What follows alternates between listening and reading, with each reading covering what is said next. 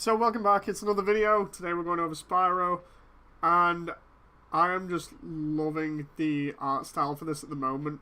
In the dev video for commentary, they said that they were trying to keep it as accurate as possible, so they'd taken the original geometry and studied the jump height for Spyro and things like that. So they're definitely putting the effort in to make sure the fans are pleased.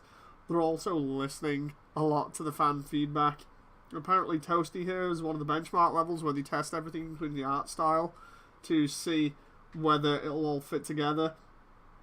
I just love how this has been updated to look very similar to, say, like the same style that they did Crash in. As far as, like, flames affect the grass and start burning everything. All the characters still have what look like really cartoony, over-exaggerated emotions, and if you go and check the video out for yourself later on, you can actually hear the sound very similar to the original. This is another one of those games where I'm going to have to keep an eye on and see more of it in future before it's released, because at the moment it's definitely looking like a must purchase for me. Or must purchase, sorry. As you can see, they're doing the gameplay here, so we'll just skip forward a little bit. So as this goes on, they end up showing off treetops as well at some point in E3, and also Sunny Flight, which look fantastic. I'm just loving how it's all coming together at the moment. If you've seen my playthrough so far of Spyro, I've got stuck on treetops myself because I'm trying to 100% it in one go. And honestly, I'm not too familiar with it after so many years of kind of sitting around and getting up to a certain point with it and then not properly completing it again, even though I've completed it before.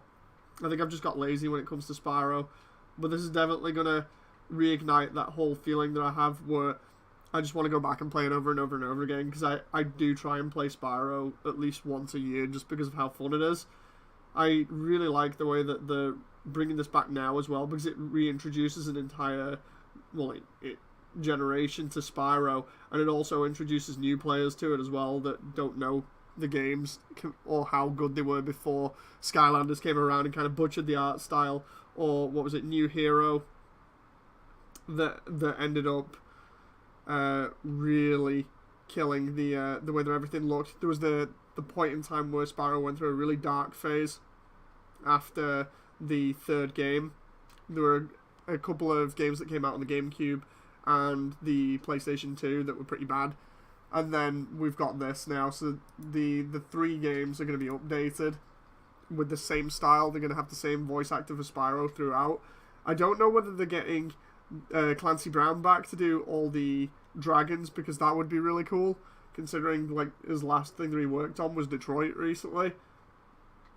Clancy Brown does all the dragons in the original, and I'd like to see him at least come back to do one of the voices. That'd be a nice little nod to it.